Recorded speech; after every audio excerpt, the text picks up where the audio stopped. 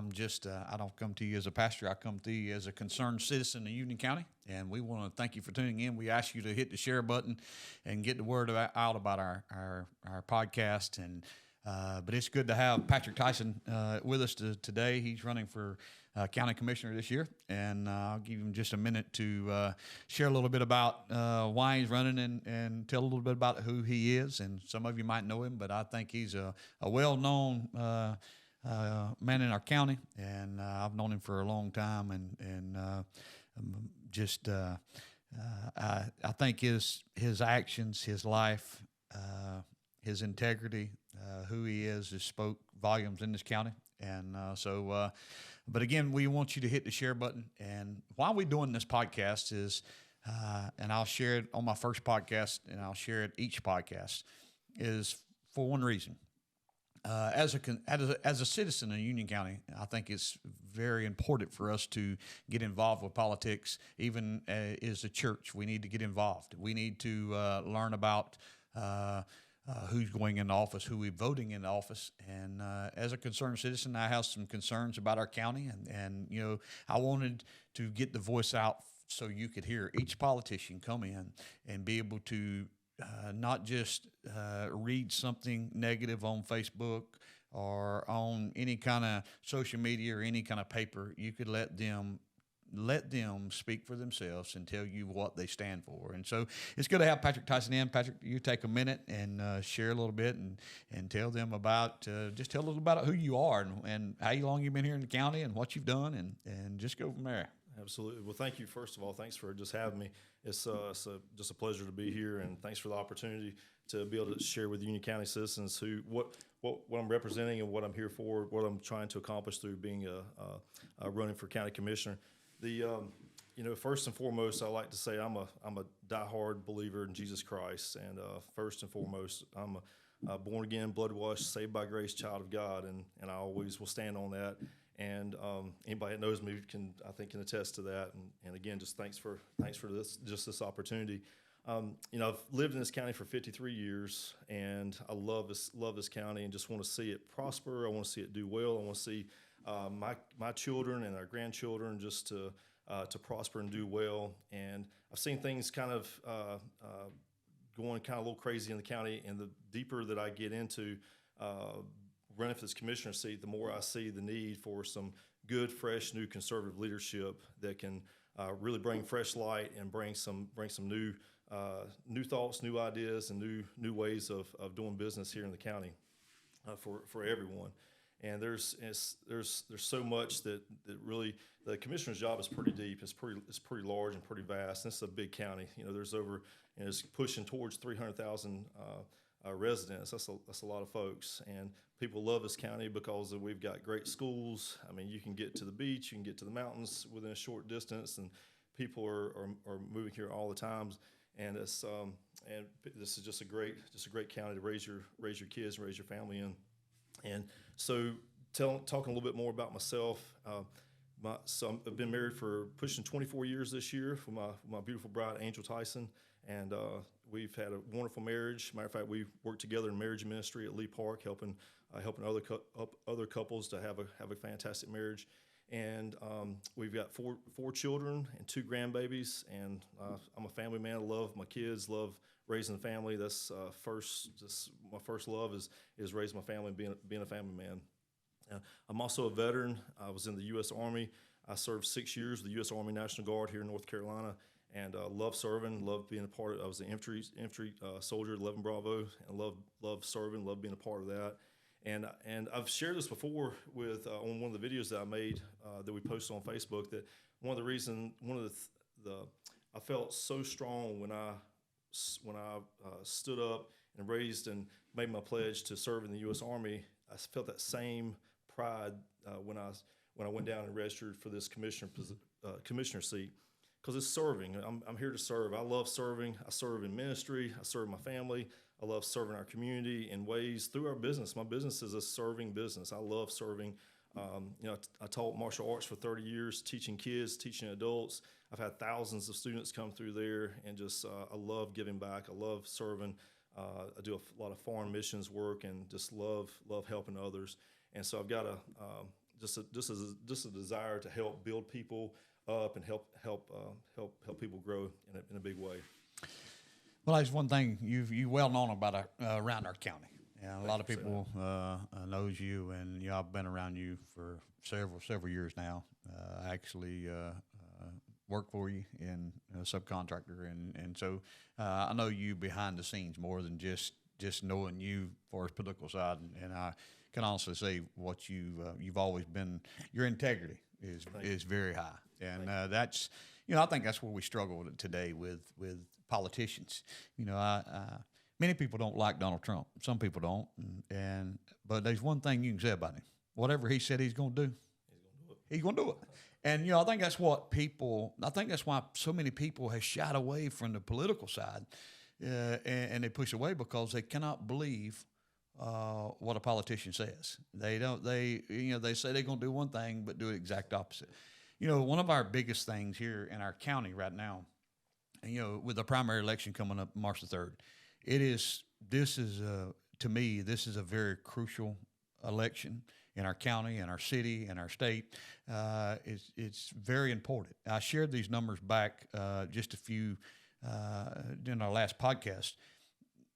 When we go into 2028, Patrick, they are going to be, statistics says there's almost 1 million Chinese that's going to be able to vote in our election because of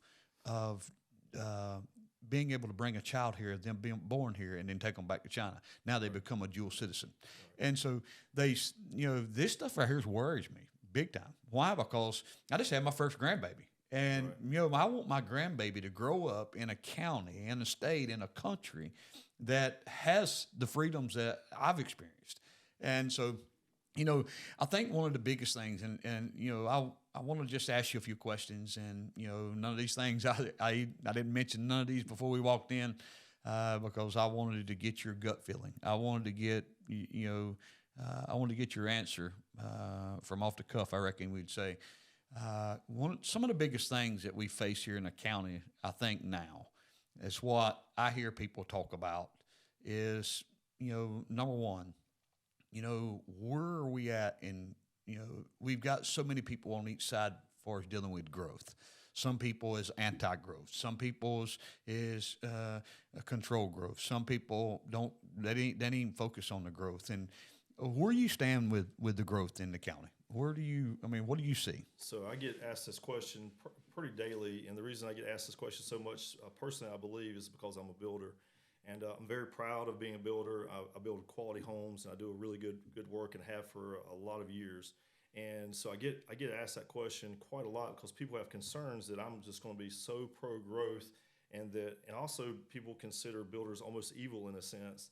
And if the clients, people that have worked with me and that I've sold homes to, they see the quality of work that we do, and they see the time that we take, and we try to blend with the county. We try to blend with the integrity of Union County, and I am very, very pro protecting the farmlands. I work a lot especially on the eastern side of the county, and man, there's so much farmland out there that doesn't need to be just developed and tracked out with homes all over the place. Again, I say I'm not a developer. I'm not a national builder. We build about 20 to 30 houses a year. And not only just that 20 to 30 is not just in Union County. We build some in South Carolina. We just finished some in Mecklenburg. We got some down at a few going on in Anson County. So that's really diverse. We probably do about 15 or so just here in Union County. So I love this county and don't want to see it overpopulated. I do not want to see Union County turn into the next Charlotte. I'm very, very wanting to see this place get overrun. The national builders are coming in here really, really heavy. They need to be that needs to be slowed down because the infrastructure won't handle it. If you've got more rooftops and you've got desks in schools, or if you've got more rooftops and more cars than the roads can handle, then that becomes a problem for everybody. And so what's happened is there's so much, all this growth is taking place, and infrastructure can't support what's taking place. And there's not enough local fights to take care of the roads and to put the commissioners don't control the roads. They can put a lot of emphasis in certain areas, and they can do a lot to help sway the NCDOT to help to work in certain areas.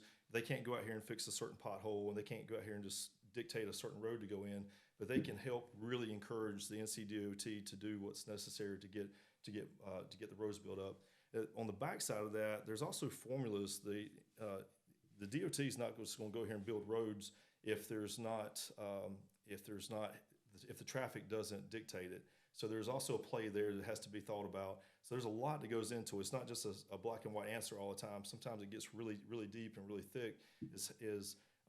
If there's not enough traffic on the roads, DOT is not going to put a new road in. And then the areas that are heavy traffic, man, what's happened is that wasn't thought about early enough and was protected and got the infrastructure built in time. So does that help answer? Yeah, and that did. And speaking on that, I want to leap off that to a question. You said something about you're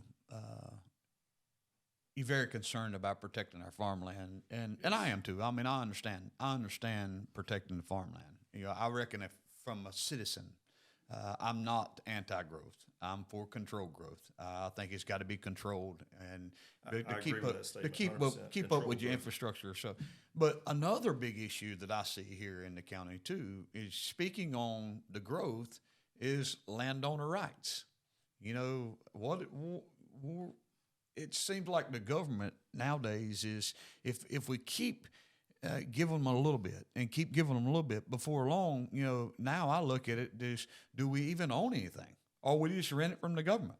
Right. I mean, are we letting them take away all our rights? I mean, as far as our land, what can I do on my land? Is it going to be that now I can't divide my land? You know, is it going to fixing to pass it? Now I can't divide my land before ways. Right. Well, if I can't divide my land, here's the issue I have with that. And I'm just a concerned citizen speaking. My issue is I got 4 youngins. Let's just say I own 20 acres. I own 30 acres. And I wanted to give my 4 youngins land. Well, I can't divide it before 4 times. So which one of my youngins ain't getting nothing? Right. I mean, that's to me, if it's my land, I've worked hard all my life. I know they've got to be some kind of structure. But, you know, it seems like we just keep giving a little bit to our government each. And so I'm all about landowner rights, especially these, senior citizens worked all their life. They worked all their life to get what they had. You know, whether it's they own 400 acres down in East Union County somewhere, or South Union County, they own 400 acres somewhere. They've worked all their life. Everything that got paid for, they retired. And now they're living off fixed income. But the taxes are so high, they can't even afford it. Right. You know, I'm one of these. I'm for when a man retires, he ought to be done paying taxes for good. I think we ought to structure that they ought to be done paying taxes for good, because they can't pay taxes on that what they've worked for. So now they had to start. Now they do have to sell it. When a developer walks in and he says, "You know what? I'll give you $100,000 an acre." Why wouldn't they sell it? Here they've been struggling on fixed income. Why wouldn't they sell it? So that, to me, that is some of the biggest things I'm hearing in the county is the growth, landowner rights, and the infrastructure. What do you see as far as the infrastructure? How could the county do better in the infrastructure in the county? So going back to what you said, I believe in controlled growth. If you have, instead of just letting growth go on, just willy-nilly and do whatever anybody wants to come in and do, if you control the growth and put in infrastructure that's not planned for 2 years down the road, but for 20 years down the road, and go ahead and get that set in place, that infrastructure will well take care of itself, well pay for itself. And there's other counties in the state that have planned well and have prospered and done very well because they didn't plan short term; they planned real long term. And answering what you were saying about property rights, I want my property rights protected. I don't want the government to get more and more control. The government's already got so much control. That's one of the reasons I believe that Trump got in is because and I love Trump, and one of the reasons that he got in was because people the government is overreaching, and there's 3 things that's on the table right now that I believe is overreach that's being talked about and being pushed right now. This HB 170 to me is overreach. This taking of the minor subdivisions and making them smaller. That's government overreach. That's taking away the citizens' rights to do what they want to with their parcels. If the grandfather wants to give to the children and their children, and then their children want to give to their children, they won't be able to, because that land has been dictated that it can't be done. And now they're saying with that HB 170 that they're going to have even more downzoning to where they can change it on a dime. They don't have to even ask you if you agree with it or not. They can just change it on the fly. So property rights are really important. I'm a firm believer in letting the people make the choices. Let the people have the vote on those things instead of letting the government just have it their way. And then there's new land use plan that's being put out, and that's the same thing. It's going to take land rights away with that as well. Well, and I don't think I dug in some statistics, and here's some statistics that I want to share with you, Patrick. That I think that it'll just show you, studying these statistics. This is nationwide. This will tell you that young people is not involved in politics. They don't even know what's going on. So I believe that decision made today will affect tomorrow. That's one reason I'm glad you're doing this podcast, because everyone can see what's going on more in depth. And so, and young people's all about watching a video. Young people's all about, and that's why I don't want young person go down the road and see, okay, I see Patrick Tyson signs everywhere. He made a good looking sign. He must be popular. I'm gonna vote for him. I don't want people to vote. They need to hear people out. Here's the statistics, the latest statistics. 45% of people 60 years and older are involved in politics. 45%. From the age of 45 to 49, 39% of people is involved in politics. They know what's going on. But when you get to 30 and younger, only 2 out of 10, 20% of our young people know anything about politics, or diving into politics, researching politics, learning about politics. These 30 years and younger, these is what decisions made today is going to affect their life forever. Right. But they ain't concerned about it. We need to get a concern about our politics, and this is one reason why I'm doing this, because I believe that we live in the greatest nation.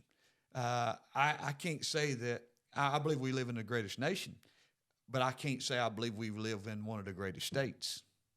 I think we live in a great county, but I can't see. I see our state is turning very liberal across, and it's I think it's just a few cities that's causing our state to turn liberal, but I think that we need to get back to focusing on.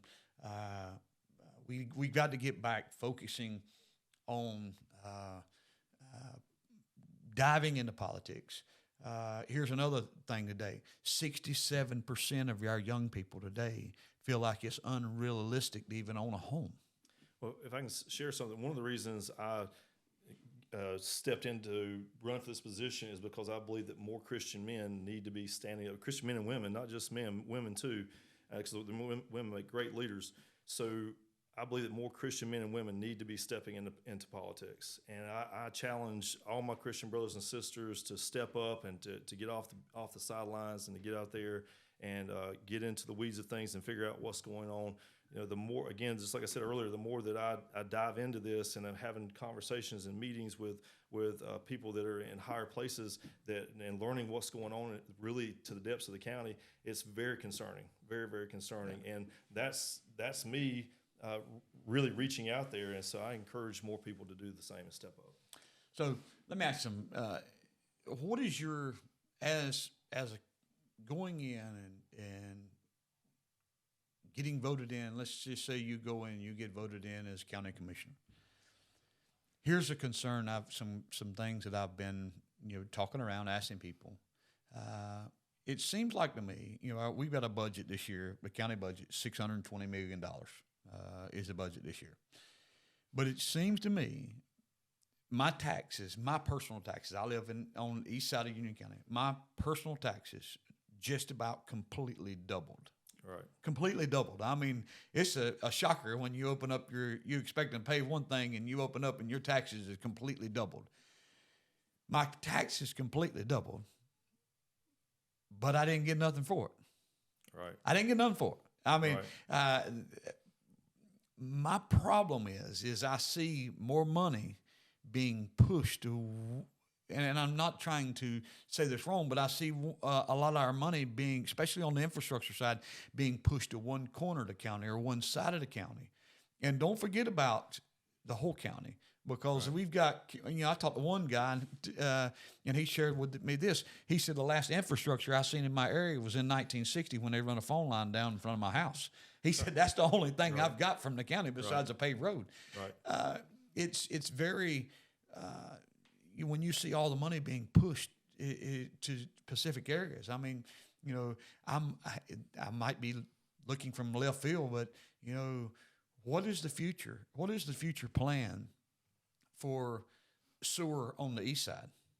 The sewer that, how much by running that big water line that just come through Union County to bring water, I mean, it runs through part of the county and don't even help that part of the county. They ain't even got water. Right. But all these tax increase, but, I struggle with that. I mean, because, what am I getting out of it? I see a roundabout being built on every corner. And to me, that is we've got so much wasteful spending in our county. And I know that you said that the commissioners don't have a lot to do with DOT and roads. They got a little bit of insight, or they can persuade them. But man, we got roundabouts being built at every corner. I got a roundabout fixing to be built right in front of my house. They've one right down the road. You look at them, they $2.3 million to build that roundabout.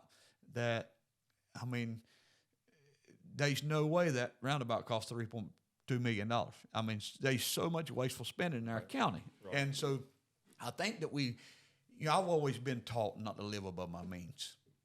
Sure. And, I think that is one, I'm looking for a politician that lives within his means, that stays true to who he votes for, stays true to what he said he's going to do. And, that's one reason why I'm getting each politician to come in and to share what they're going to stand by, what they're going to stand for.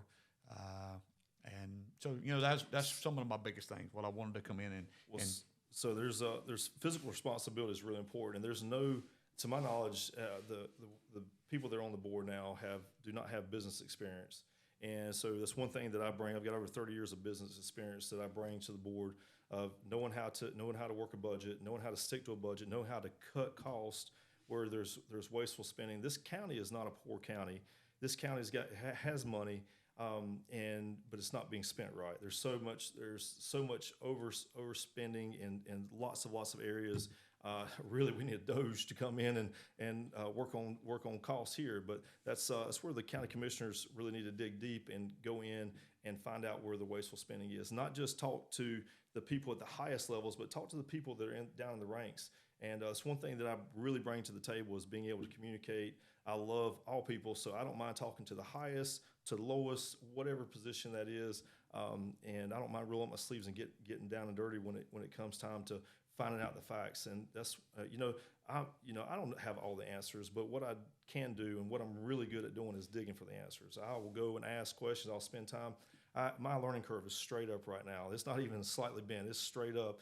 And I'm trying to learn so much about this position and what's going on to the position. I've been talking to all kinds of county officials and people from from the highest ranks to the lowest ranks, and spending time with them, trying to learn.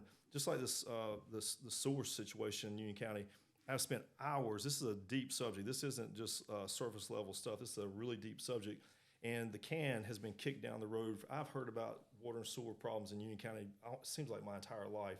And they just keep kicking the can down the road. From 2016, if the county would have obliged and took care, if the commissioners would have obliged and took care of the situation then, it would have saved us over $300 million to have done it just in 2016. Now the capacity is more. So in 2016, it was said to be $64 million is what it's going to cost to do a water sewer treatment plant over on Ridge Road. And I know there's some talk about permitting and stuff like that. If the county has to have water treatment, sooner or later it's going to have to happen. And you can keep kicking it down the road. Sooner or later it's going to be mandated and it's going to have to take place. Now to get it done, it's going to be $388 million. That's 6 times what it could have been done. So who's going to pay for that? You and I are going to pay for it. All of the rest of the residents here in Union County are going to pay for that. And I think it's ridiculous just to keep kicking it, because it's it's 388 now. What's it going to be? 2 more years, 3 more years? My taxes are going to double again. Yeah, and it's going to take years to build it. It's not like it can be built next week. It takes 8 to 10 years just to build a treatment plant like that. But can it be built? People can say that it can't be permitted. It can be. It can be done. It can be done. You just have to want to do it instead of just pushing it off on the next Joe, or just trying to use it as a weapon. I got a couple more things I want to share with you, and sure. I'm glad you commented on that and about the kicking it down the road. Things just we push it off and say, you know what, I don't want to tackle that beast, because that is a beast. That is a beast. It's deep. It's big. But it's something we got to worry about. A few things. I want to go back just a second to the growth thing, because I've really been digging into our county, and and this is something that bothers me. Our county, the third highest working class in our county is construction workers. That is the third. Retail's the highest. The third is construction workers. So a 30-year-old population is construction workers. That's construction worker paying taxes across the board. Okay, if we stop growth in our county, and everybody wants to be anti-growth because, and I'll tell you why they want to be anti-growth, because they got their house built. Everybody that moves here wants to be the last person to move to Union County. Exactly right. I get that. I love this county too. Everybody wants to, and I'm a construction worker, and it might be one reason why I feel like this, but hey, everybody wants to stop growth, but we know that construction, that's what pushes, it drives the economy. That's what drives economy growth, and it drives it, and we have to prepare for it. We can't wait till it's too late. With infrastructure, we can't wait. We got to have that 20-year plan. We got to have that 30-year plan. We got to have that, and we can't wait till it's too late and then stop it and say, no, I got to catch up. That's right. You kick the can too long, and so if we stop growth completely, and we put so many reins on it that you can't pull a permit and you can't do this because of zoning, and we take control of people's land and we stop that growth. What we are saying is I don't mind it being built in somebody else's backyard, just don't bring it in my backyard. That's right. And so that's pretty hypocritical. That's when we don't, as a construction worker, I've heard comments made around the county of, I don't want this coming in my neighborhood, but yet they're a construction worker. And every day they go in to build in somebody's backyard, but they don't want it in their backyard. That's what's put bread on your table. What it's saying, I want to put bread on my table, but I ain't cutting my wheat down to make it. Right. And so what we have to, if somebody's anti-growth, hey, opportunity, go buy you 300 acres and put your house dead in the middle of it. And you don't have to worry about nobody ever building around you. I'm one of these, I get fired up when they talks about these people who don't want to stop growth completely. And it's sort of like one time I was working in a subdivision, Patrick, and you know what I'm talking about. I was working in a subdivision, and this lady come out there. She was nice as she could be. I mean, just completely as nice as she could be. And while we was bricking her house, and man, she baked us cookies and brought us out there as nice as we could be. And as soon as we got done doing our house, and she got moved in, and we started working on our neighbor's house down the road, man, every day she'd cuss us out. I mean, she was mad. So, but that's what it is. As long as it benefits me, I'm good with it. Right. But when it quits benefiting me, I ain't good with it no more. We got to realize we ain't the only ones. So, but again, it goes back to controlled growth. We still don't need to have an overpopulation here. We need to make sure that it's managed well and it's controlled. But at the same time, you shouldn't just go out here and cut it off and use things like water and sewer as a weapon. To put it to a stop. One of the last things I want to ask you, Patrick, and I want, and this is why this podcast, we want it for all listeners. And here's, I'm thankful for your stand as a Christian. I'm a Christian. I'm thankful for my relationship with the Lord. But let's just say that, half the population in Union County is Christians. That's it. And let's just say, and I'm just throwing a statistic out there. Let's say that 50% of Union County population is Christians, and 50% ain't. As a born again Christian, you get voted in as commissioner. You'll be a commissioner to 50% that's not Christians. Right. What is your plan or fair way of saying, you know what, just because you ain't a Christian, I'm not saying waver from your faith, but how are you going to minister to the whole county? So that leads me to think I'm a strong right conservative Republican, strong right. I'm not a little bit. I'm a strong right. So, but if I become a commissioner, that means I also govern the Democrats as well. And so we have to be able to speak to everyone. My plan is not to go in here and Bible thump people in the head. That's not how you win people to Christ. You show them your character and show them who you are, and let them see that there's something different about you that they want. And that light and that person, or that what they want, is really Jesus Christ. They just don't know it most of the time. Yeah. But governing means you govern everyone. You can't just govern one sect or one particular area there. So this job is to serve. It's to serve the believers. It's to serve the lost. It's to serve the Republicans, the Democrats. It's to serve all the groups, and independents, every one of them, men, women alike. Is to serve them all, and not to just to cater to one thing. Again, I go back to the builder piece. People think that I'm going to cater to the builders and the developers, and that is not the case. And I can say that earnestly with great integrity that that's not the case. I think what it does with me being a builder, it gives me a little bit of better insight and understanding of the needs and the problems and the situations that's going on in the county with infrastructure and with housing and with zoning. I understand the rules better than most just because I've been living this life for a while. So it puts me kind of. Yeah, and it does. That's my biggest thing, because I go back and I try to find my answers in the Word of God, and I see people like Daniel, I see people like Joseph, I see people like Shadrach, Meshach, and Abednego that had high-ranking positions. They was born again. I mean, they love God with everything, but yet they had high-ranking positions in a non-believing environment, but Sure. yet they stayed true, and the people loved them. Amen. And I'll tell you why people loved them. People loved them because of their integrity. They never wavered. Their right. integrity. They kept their integrity here, and and that's one thing too, that you being a builder, the loopholes that. Not saying loopholes, that what an individual has to go through in our county.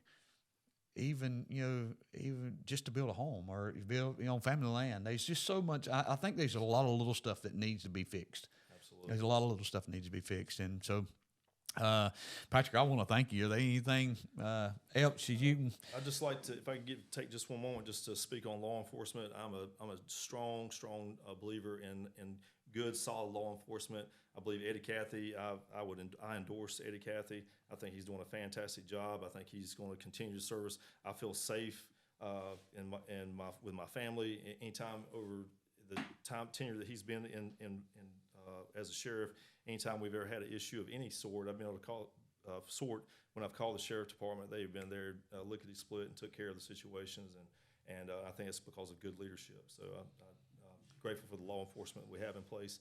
And I'm also grateful for our first responders. Our teachers, definitely want to put a plug into them. And teachers need to feel safe when they go into the schools. And I know our law enforcement has done a great job taking care of our teachers as far as their safety goes. And but our teachers need all the respect in the world. They're in an absolute servant atmosphere. They're giving of themselves daily. I don't believe that they're respected and loved on as much as they need to be. And I believe that their pay needs to be protected, and it needs to match what's going on with surrounding counties, because we don't want to lose our teachers to Mecklenburg or to Cabarrus or to other school systems because the pay's not there. We want to make sure we're protecting them and keep taking good care of them. So yeah. Just like to share that. Well, and I'll throw this out here. How much, and I'm just asking from a citizen because my question might be out there. How much authority, or not even saying authority, how much does a county commissioner have to do with the school system? So the school board controls the schools. But just to get that question out there. Sure. So. The school board controls the schools. The board of commissioners controls their budgeting. and finance aspect of it.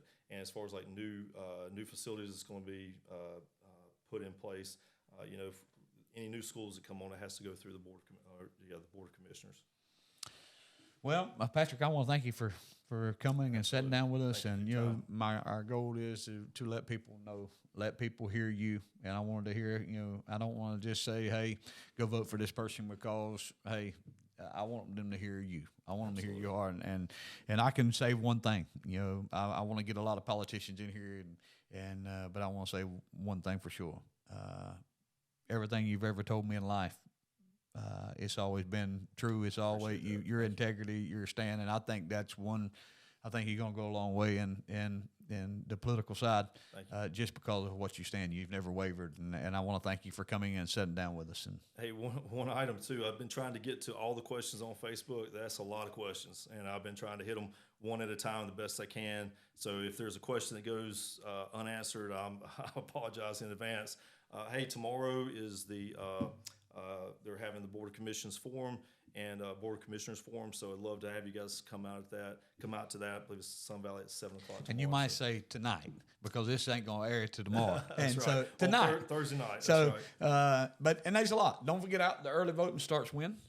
The 12th, next week. It starts next week, yes, and sir. that's on Thursday, right? It sure is. And then in-person voting is March the 3rd. March the 3rd. And so it is important to go out and vote, because there's no, seem like the primaries, they go unnoticed, and then if it ain't a election for president, the turnout ain't no good. We need people to come out and vote. This commissioner race is won and lost at the primary for me personally. This is won and lost at the primary. So if you don't, I definitely need you to come out and vote for Patrick Tyson on March 3rd or early voting. And I encourage you to do this. If as an individual watching this, I encourage you, when you go and vote and you check that box, whatever name you put, whoever you check for, anything I vote for Patrick, I feel like, I know that I'm going to be held accountable for every vote. Wow. Every time I vote for something, I'm going to be held accountable for it. And there's a lot of things that I've stood against that others voted for, but I wasn't voting for it because I knew that I'm going to be still held accountable for it. And so that's what many times I want you to realize. You need to search your heart. You need to pray about who you're going to vote for. You need to dig into these people. Don't just vote because Grandma said vote for this person. Mom and Dad said vote for this person. They got a pretty sign. I've heard their name mentioned. Study these politicians out. Because when you put your name by it, you will stand and give account for who you support. And so, again, thank y'all for tuning in to Who's This Podcast. We would love if you watching, you're a politician out there, and you would like to come in and sit down and talk with us, pretty much just like I did with Patrick here today, you can. We would love to have you. All you have to do is email us. It's Rile, R-I-L-E who's this podcast, Rile, who's this @gmail.com. Sorry about that. It's rile.who'sthis@gmail.com. Email us. We'll get you a time set up and come in. We want to sit down as many as we can so people can get to know you in the county. And I'm telling you, it's not just a Republican thing or a Democrat thing. It's whoever. You can come sit down. I'm going to ask you pretty much the same thing I asked Patrick. I just want people to get to know you. I want to talk. I want to see where you're at on the infrastructure, where you're at in the rights of individual. That's what it's all about. I want people to get to know you and what they're going to stand for, who you vote in office. And so, again, we want to thank you for tuning in with us. Hit the share button, get the word out. And don't forget, March the 3rd, go get up. It's your right that God's given you, this country's given you. Got the freedom to go vote and go get out and go vote and take your family with you. Teach your teenage kids what it's all about. So that when they get 18, they can go vote, because it is a right that we've got here in the country. And I'm glad that we live in a free country. It's not dictated by a dictator. That we have this freedom. Again, we thank you, Patrick. Thank you for coming and being a part. And so hope you have a wonderful day, and God bless you.